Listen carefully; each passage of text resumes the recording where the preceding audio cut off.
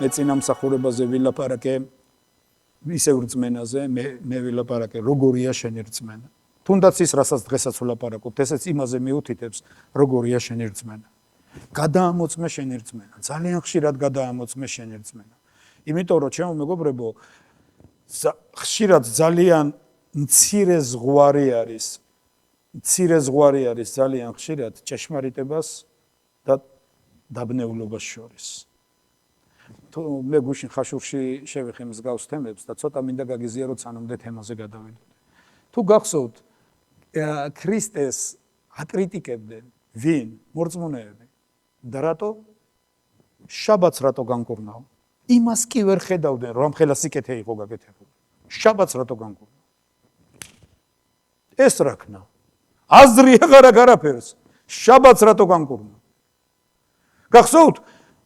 ხედავდნენ უამრავ სასწაულს, უამრავ სიკეთეს, უამრავ ცვლილებას, როცა მარიამი 7 სულით შეპყრობილი, ლეგიონით შეპყრობილი, მისი ცხოვრება შეიცვალა და მოციქულთა გვერდით იყო. უამრავ რაღაცას, ქვრივიშვილი რომ მკვეთრით აღდგა, ბრმად დაბადებულს რო თვალი აეხილა, რა უამრავი, რამდენი შეიძლება ჩამოთვალო. იოანე ამბობს, რომ ყველაფერი რო დაწერილიყო, რაც ქრისტემ მოიმოქმედა, დედამიწის წიგნები ვერ დაიტევდაო. მაგრამ ერთ დღეს მივიდნენ და რატო დადიოდნენ შენი მოწაფეები ყანებშიო და თავთავებს ფშვნებდნენ შაბათ დღესო. იცი ამას თანამედროვე ენაზე რა ქვია, იცი? მერჯულეობა. მერჯულეობა. იმას კი არ უყურებდნენ, რომ რა სიკეთე იყო. გახსოვთ ქრისტემ ერთხელ რა პასუხი გასცა და უთხრა, თქვენ ყოველ დღე მიდიხართ შაბათ დღეს, უშვებთ თქვენ სახედარს, რომ წყალი დაალევინოთ. და ეს ქალი 38 წელი იყო დატანჯული, დაბმული ეშმაკისგან. და მე რო შაბათ დღეს აუშვი, ეს არის დანაშაული? რჯული კი არ არის, ადამიანი კი არ არის რჯულისთვის, რჯული არის ადამიანისთვის. დიდება გქონდეს უფალს. მაგრამ ეხლა ნახეთ, ერთი ნაბიჯი არის. ერთი ნაბიჯია თავისუფლებიდან ანარქიამდე. თავაშებულობამდე. იცი უამრავმა ადამიანმა, მე თავისუფალი მინდა, დიდება უფალს და ძალიან ცუდ რაღაცეებში გადავიდნენ. ამიტომ არის ძალიან დიდი მნიშვნელობა აქვს ღმერთის სულთან მოზიარებას. ღმერთის გულთან ახლოს ყოფნას. გადაამოწმე როგორია შენი რწმენა. რას ეყრდნობა შენი რწმენა? რა ასულდგმულებს შენ რწმენას? რა აცოცხლებს შენ რწმენას? როგორ პეთქავს თუ არა შენი რწმენა? ხო არ მოკვდა ის? გადაამოწმეს ძალიან ხშირად. ერთი მუხლი მინდა წაგიკითხოთ, პასტორმა ხვიჩამ წაიკითხა წინამსახურებაზე, სხვათა შორის მან ილაპარაკა ცათა სამეფოზე, დღევანდელ საგალობლებში იყო ეს და მადლობა ღმერთს ამისთვის, იმიტომ რომ ღმერთი შემეხო და მითხრა რომ ამ რაღაცაზე უნდა გამემახვილებია ყურადღება. დიდება სულიწმინდას რომ მან იცის ყველაფერი და მადლობას ვუხდი ღმერთს რომ ჩვენ შორის არიან ადამიანები, ვისაც ესმით ღმერთის ხმა. მე არ დამივალებია გუნდისთვის ეს იგალობეთ. ეს მისია არის, დიდება უფალს. ერთი მუხლი მინდა წაგიკითხოთ. ეს არის იოანეს მე-12 თავის 26 მუხლი. იოანეს სახარება მე-12 თავის 26 მუხლი. ვინც მე მემსახურება, მოდი კითხვას დავუსვავ, ხელით მაჩვენეთ, ვინ ემსახურება მას? შვები არ ემსახურებით?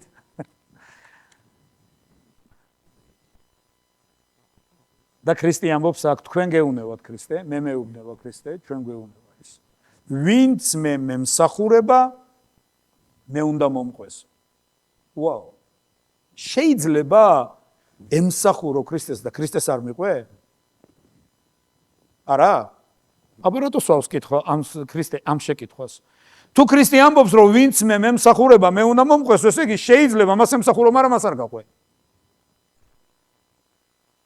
ამიტომ ქრისტე ამბობს ვინც მე მემსახურება და შენ ჩემო მეგობარო, ჩემო დაო, ჩემო ძმაო, თუ გგონია რომ მას ემსახურები, მაშინ ერთი რაღაცა დაიმახსოვრე, მას უნდა გაყვე. ქრისტემ თქვა ვინც მე მემსახურება, მე უნდა გამომყვესო. იცი, უამრავი გამოწვევა დგება ჩვენ ცხოვრებაში.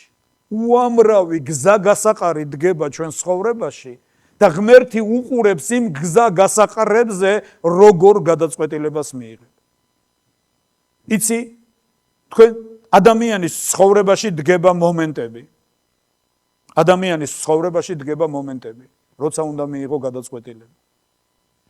და არის ხშირად გარდამტეხი გადაწყვეტილებები. იცი ეს რა მომენტებია, როცა უნდა აირჩიო პროფესია. როცა უნდა აირჩიო ცხოვრების კურსი, მიმართულება. ერთი. მეორე, როცა უნდა აირჩიო ცხოვრების თანამგზავრი. ცხოვრება შეიძლება შეიცვალოს, როცა ამ გარდამტეხ მომენტებში შენი გზით წახვალ და მას არ მოусმენ. ბევრი რაღაცა შეიძლება შეიცვალოს. იცი, ჩვენ ცხოვრებაში ყოფილა მომენტები, სამ შვილთან ერთად მარტო და მეც წასული. მაგრამ მაინც იმ გზით უვლია, რომელიც იყო საჭირო ქრისტესთვის, ოჯახისთვის და ღმერთისთვის. დიდება ჩვენს ღმერთს. ამიტომ ძალიან ქრისტე ამბობს, ვინც მემსახურება საკუთარ გონებას კი არა, წესებს და ჩვეულებებს კი არა, მოთხოვნებს კი არა, ქვეყნიერება რო აყენებს, მე უნდა მომყვესო, ქრისტემ თქვა. ვინც მემსახურება, მე უნდა მომყვეს. აპარა უქნა სამსახური დავკარგო? ქრისტე არ გეუნება სამსახური დაკარგო. მაგრამ მე ყველაფერს დავკარგავ, რომ მასთან დავრჩე. ვინც მემსახურება, ქრისტე ამბობს, მე უნდა მომყვეს. გამოსავალი რა, როგორმე რო გინდა გაძორე და არც მწვადი დაწვა და არც ჩამფური და ორი კურთხლის მადევარი რო ვერცეც ვერ იჭერს. თუ შესაძლებელია, კი ბატონო.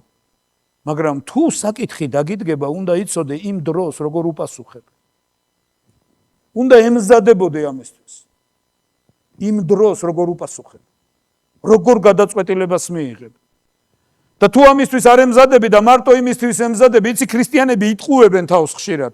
არასდროს ქრისტეს არ უთქვამს, რომ ძნელი დრო არ იქნება ჩვენ ცხოვრებაში. პირიქით, ქრისტემ თქვა, ქვეყნიერებაზე ჭირი გექნებათ.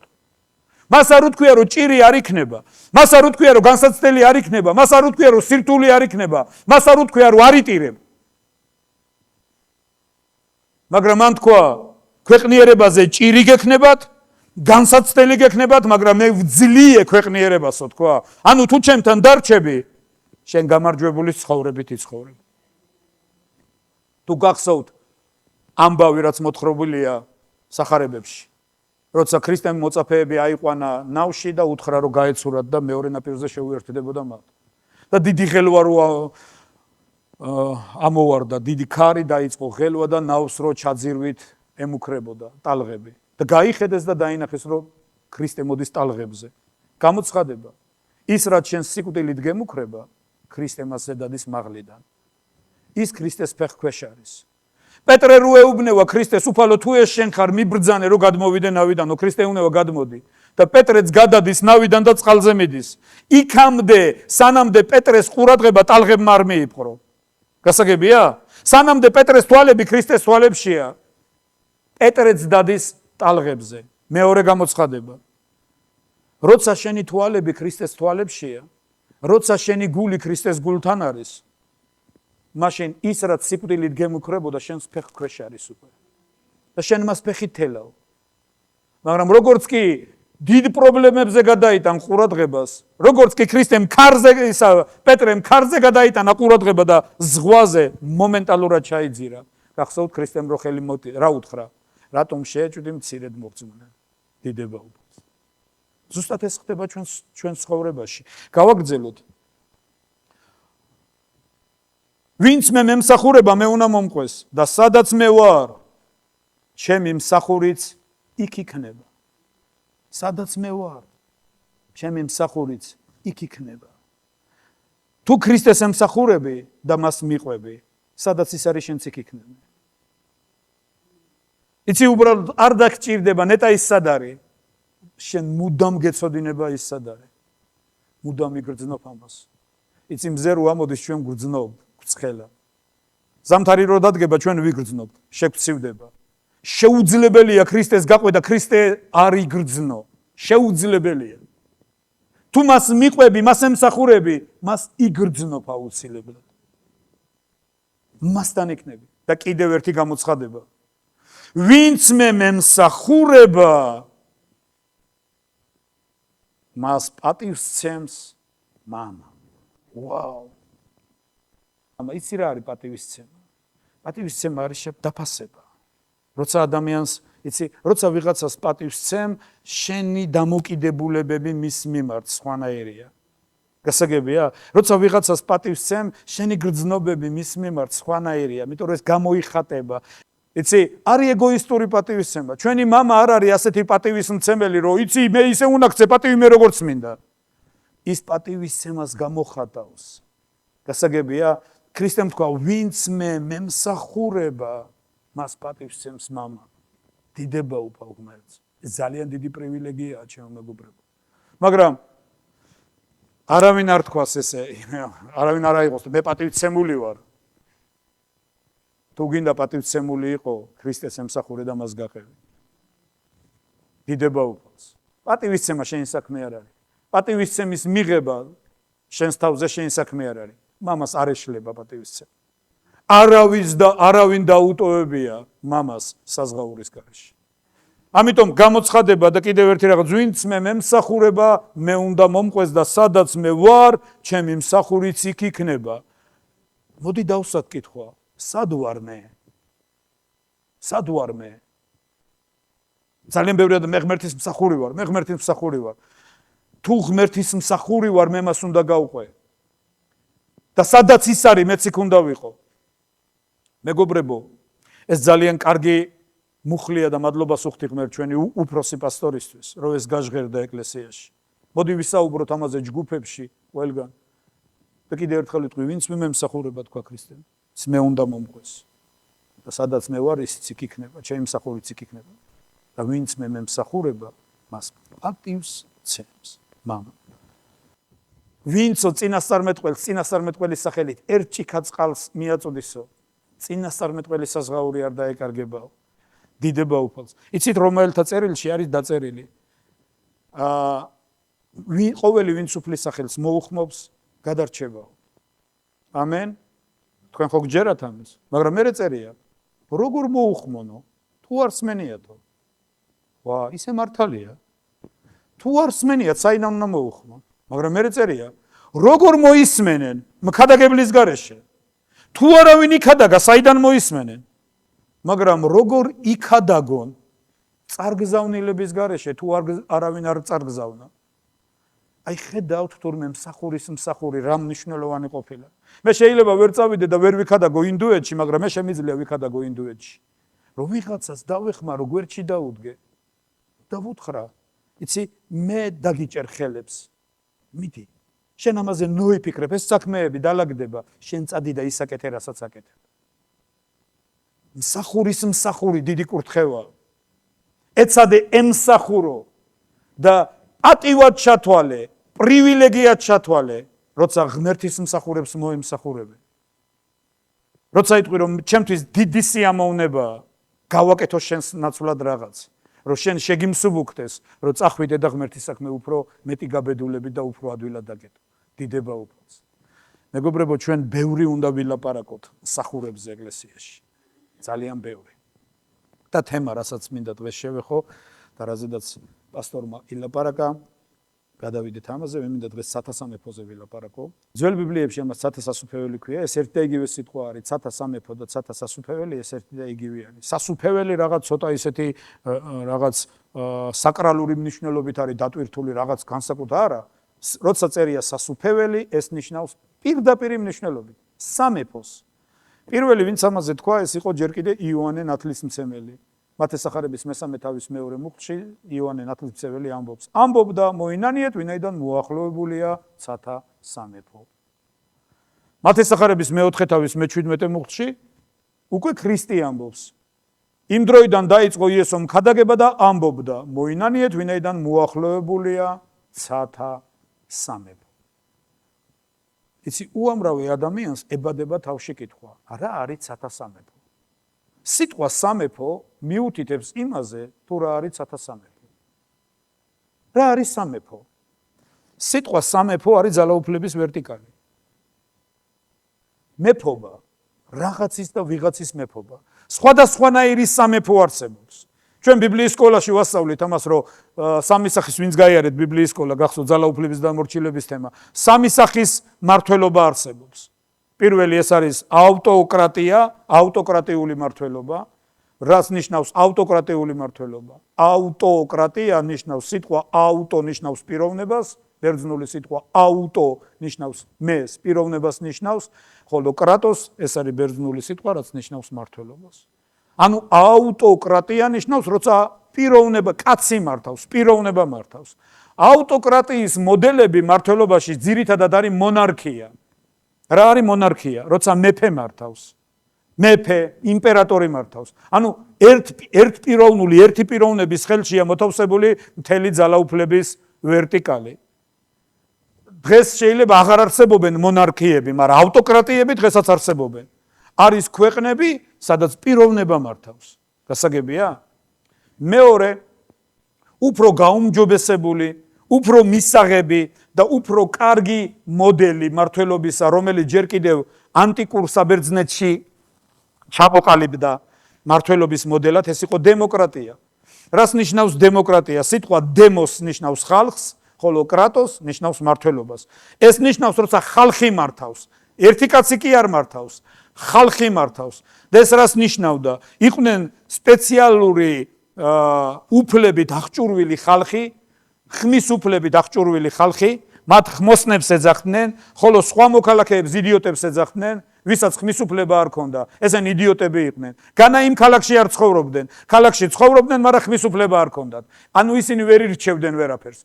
ქალაქის ბედის გადაწყვეტილებაში ვერ იღებდნენ ვერავითარ მონაწილეობას. კი ცხოვრობდნენ ქალაქში, მონები არ იყვნენ სხვათა შორის. ისინი თავისუფალი ადამიანები იყვნენ, ქალაქში ცხოვრობდნენ, მაგრამ არჩევანის უფლება არ ქონდათ.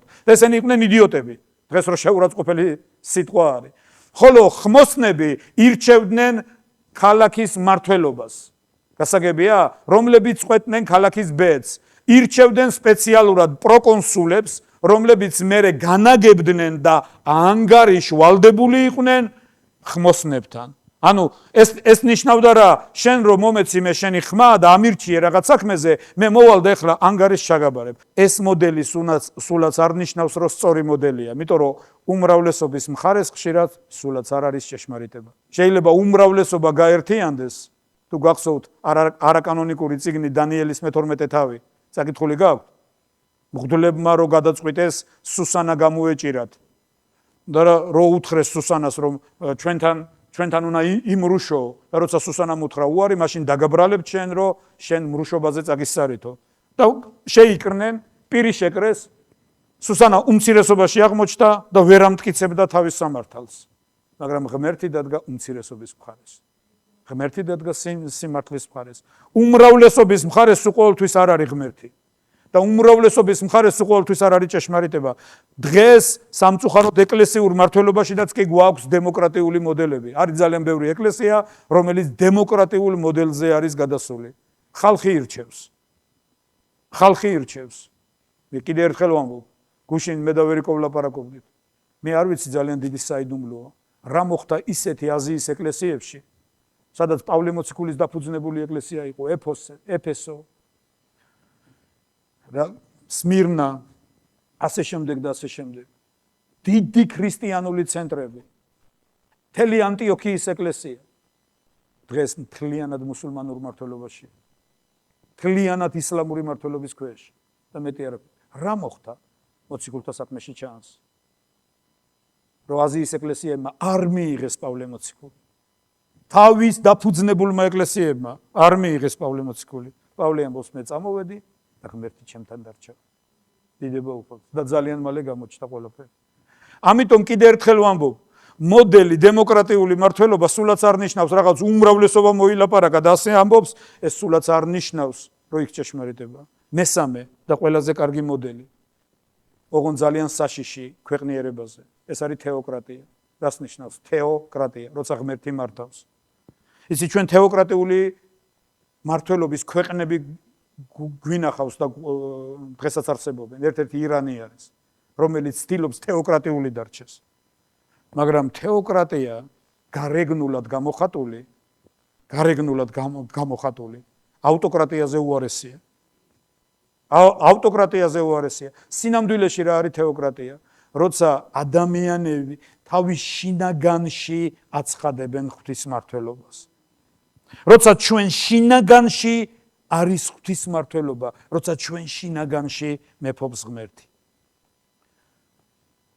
მე-20 საუკუნის 20-იან წლებში ძალიან პოპულარული და აქტიური იყო ერთი თეორია. ვის გაქვთ ფილმი ლაზარე ნანახი? გაქვთ? ლაზარეში რო არის ანარქისტი ანანია. ძირს მღვდელი, ძირს მეფე. იცით ეს ანარქისტი ანანია სულაც არ არის ვიღაცის მოგონილი, არა, ძალიან პოპულარული იყო თეორია ანარქისტების. და იცით რა იყო ანარქიზმი? ანარქიზმი ერთ-ერთი ქრისტიანული მოძღვრება იყო. იცით ვინ არიან ანარქისტები? ანარქისტები ამბობენ, რომ ეს რაღაცა ძალაუფლება და მორჩილება, ქვეყანა, მთავრობა, ხელისუფლება, ეს ადამიანების მოგონილია. ღმერთს არ შეუქმნია ქვეყნები, ისინი ამბობენ. ღმერთმა შექმნა დედამიწა. ყველაფერი ღმერთს ემორჩილება, ამიტომ ჩვენ ვცნობთ ღმერთის ძალაუფლებას და არც ერთ სხვას. აი ეს არის ანარქიზმი. და ანარქიზმი არის დიდი утоპია, რომელიც არასდროს არ განხორციელდება. იმიტომ რომ ნახეთ რას ამბობს რომაელთა წერილი. მე-11 თავი პირველი მეხუთე მუხლები. ყოველი სული დაემორჩილოს უმაღლეს ხელისუფალს. ვინაიდან არ არსებობს ხელისუფალი თუ არა ღმერთისაგან. ხოლო არსებულნი ღმერთის მიერ არიან დადგენილი და ხელისუფლების მოწინააღმდეგე ეწინააღმდეგება ღმერთის დადგენილებას და მოწინააღმდეგენი მსჯავრს დაიტეხენ თავზე. იცით, არის რაღაცა ღმერთი ამბობს, რომ მოახლოებულია სამეფო, ცათა სამეფო და რა არის ეს ცათა სამეფო? რაში გამოიხატება ეს ცათა სამეფო? იცი, პლაკატებს წერენ ხოლმე და დღესასწაულებზე აკრავენ, რომ უფალი მეფობს. მართლა? მე მინდა შეგეკითხო, მართლა? იცი, უფლის სიტყვას ემორჩილება galaktikები. უფლის სიტყვას ემორჩილება პლანეტები. მარტო ერთი სფერო არის, სადაც მას არ ემორჩილებიან. ეს არის დედამიწა და ადამიანები. მას უბრალოდ არ ემორჩილებიან. იმიტომ რომ ღმერთს ადამიანები არ შეუქმნია უტყვებად და არ შეუქმნიათ უსულუებად. ღმერთმა ჩვენ შექმნა პიროვნებებად და ღმერთმა ჩვენ მოგცა თავისუფალი ნება. ერთი წიგნი ვთარგმნეთ ჩვენ ეკლესიაში. ეს იყო რწმენა, რომელიც ამარცხებს ქვეყნიერებას. ულფეთმანის წიგნი. იქ არის ასეთი ქვეთავი. მიეცი უფლება ღმერთს, რომ იყოს ღმერთი შენს ცხოვრებაში. თავიდან რო ეს წავიკითხე, გამიკვირდა. მე უნდა მივცე ღმერთს უფლება, რომ ღმერთი იყოს ჩემს ცხოვრებაში. დიახ, ღმერთი არის სამყაროს ღმერთი, მაგრამ ვერაფრით ვერ იქნება შენი ღმერთი. სანამდე შენ არ ეტყვი მას, რომ ის შენი ღმერთია. სანამდე შენ არ გადასცემ მას მართვის სადავეებს ხელში. სხვადასხვის ნათქვამი ჩემი ღმერთი სულაც არ ნიშნავს, რომ ის შენი ღმერთია. ნათქვამი უფალო სულაც არ ნიშნავს, რომ ის უფალია. ლუკას სახარების 6:46. ქრისტე ამბობს, რატომ მეძახით უფალო და არ აკეთებთ იმას, რასაც გეუბნებით. თუ ის უფალია, მალაქიას წინასწარმეტყველებაში წერია, თუ მამა ვარ, სად არის სიყვარული? თუ ბატონი ვარ, სად არის შიში? თუ მამა ვარ, სად არის მოწიწება, ანგარიში, სად არის დამოკიდებულება ურთიერთობაში? თუ ბატონი ვარ, სად არის შიში? რანაირი ბატონი ვარ? მე ბატონი ვარ და თქვენ მართავთ? როგორა ვარ მე ბატონი? აი, ყველაფრის საიდუმლო აქ არის. მაგრამ ჩემო მეგობრებო, ქრისტემ თქვა, მოინანიეთ, ვინაიდან მოახლოებულია ცათა სამეფო. ეხლა ნახეთ. ცათა სამეფო რომ მოახლოებულია, კარგია თუ ცუდი? როგორ ფიქრობ? გააჩნია რა შემთხვევაში? გააჩნია ვისთვის როგორ? სათასამეფო რომ მოახლოებულია, ჩემთვის კარგი არაფერი არ არის, თუ სათასამეფოს პრინციპებში არ შევდივარ. გასაგებია? თუ მე უფალოს ვიძახი, მაგრამ სინამდვილეში მისი უფლება ჩემზე არ ვრცელდება. როგორ გონიათ სათასასუფეველი ჩემთვის რა არის? არაფერიც არ არის. სათასასუფეველი ჩემთვის ილუზია, მაშინ და მეტი არაფერი. სათასამეფო. იცი ზოგი ელოდება რომ აი მაგალითად არიან ადამიანები, მე ასე მეგონა ადრეც. მე ადრე ვფიქრობდი რომ აი როცა ლაპარაკი იყო მადლი, როცა ძალიან ბევრს ვლაპარაკობთ მადლზე, ღმერთის იცი მე ღმერთის შვილი ვარ, აღიარებ რომ ღმერთის შვილი ვარ, მე ვაღიარებ ღმერთის შვილი ვარ, დიდება უფალს. განა ახლა არ ვაღიარებ რომ ღმერთის შვილი ვარ. ახლაც ვაღიარებ რომ ღმერთის შვილი ვარ, მაგრამ ახლა ცოტა სხვანაირად ვაღიარებ. ახლა მე ვამბობ რომ მე მომენდო შვილობა, რომელიც ჩემ ცხოვრებაში უნდა დამტკიცდეს, რომელიც ჩემ ცხოვრებაში უნდა გამოჩნდეს. მე უფლის შვილი ვარ, ოღონდ ჯერ არ გამომჟღავნებულა რანი ვიქნებით. მაგრამ როცა გამომჟღავნდება, ანუ მე ამ გზაზე ვდგევარ. მარტო ლაპარაკით კი არ შემოვიფარგლები, ამ გზაზე ვდგევარ და ნაბიჯ ვიბრძვი და მივდივარ და როცა ის გამოჩნდება, მისი მსგავსი ვიქნები. ასე ამბობს წმინდა წერილი. მაგრამ იცით რა არის? არის ძალიან ზედაპირული დამოკიდებულება. ანუ რას ნიშნავს სათასამეფო ჩემ ცხოვრებაში? ღმერთს უნდა რომ სათასამეფო სიმართლე, რაც იესომ თქვა, უწინარეს ყოვლისა ეძიეთ სათასამეფო და რაო? მისი სიმართლე და ყველაფერი ეს მოგეწევა თქვენო. არსებობს სათასამეფოს სამართალი, სათასამეფოს სიმართლე და ეს უნდა დავამკვიდროთ ჩვენში. ღმერთს უნდა რომ ამაში დავიწყოთ მოძრაობა, რომ სათასამეფოს კანონები გავრცელდეს ჩვენზე, დიდება უფალს. ამას ძალიან დიდი მნიშვნელობა აქვს. იმიტომ რომ თვითონ ჩვენი უფალი ამბობდა, მოინანიეთ, ვინაიდან მოახლოებულია სათასამეფო. მოახლოებულია სათასამეფო.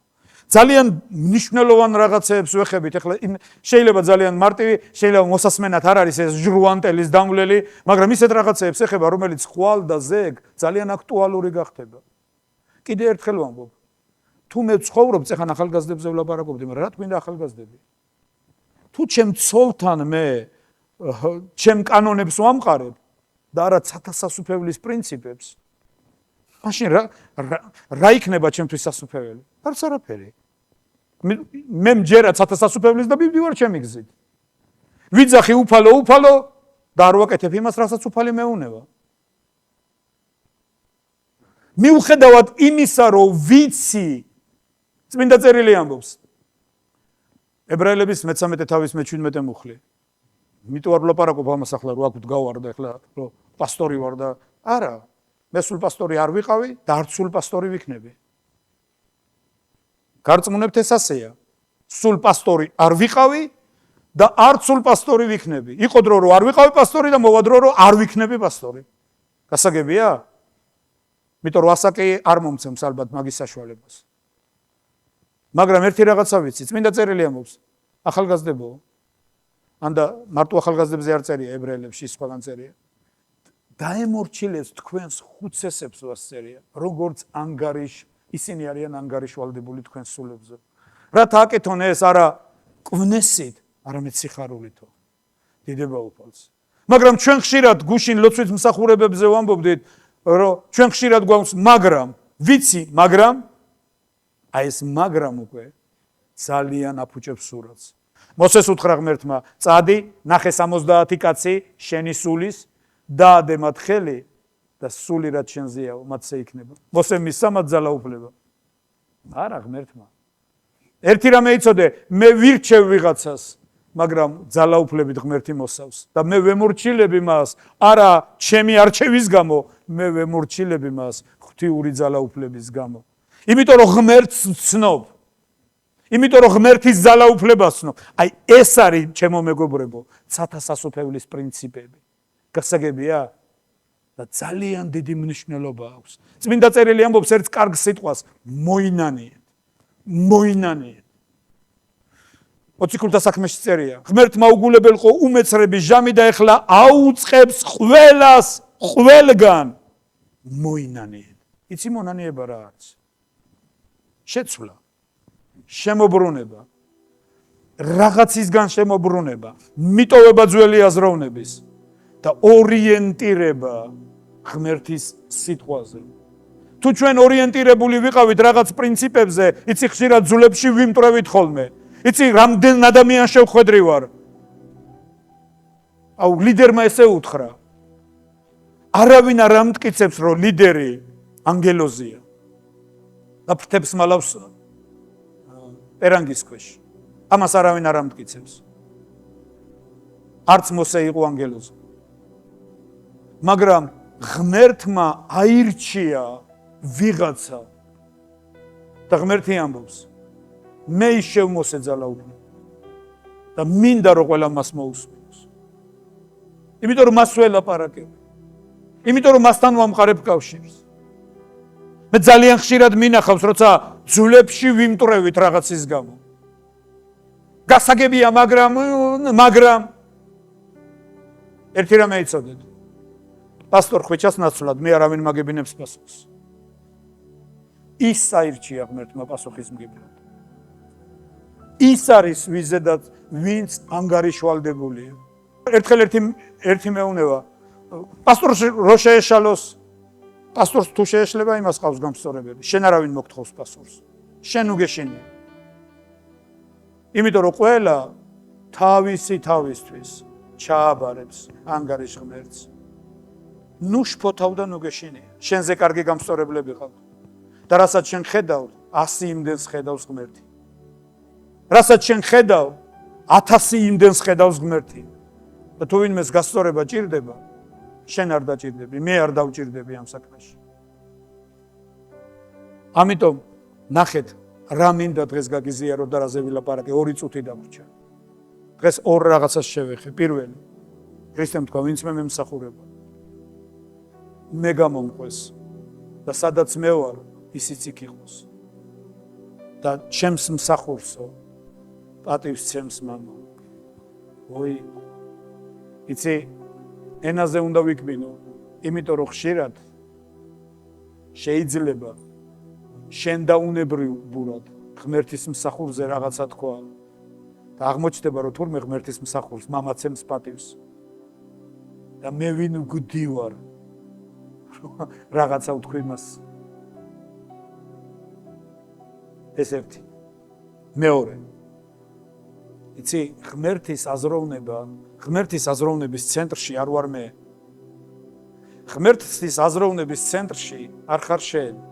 ჩემს ირგვლივ არ ბრუნავს სამყარო. ღმერთის აზროვნება არის ცათა სამეფო. ღმერთი ამბობს, ცათა სამეფო.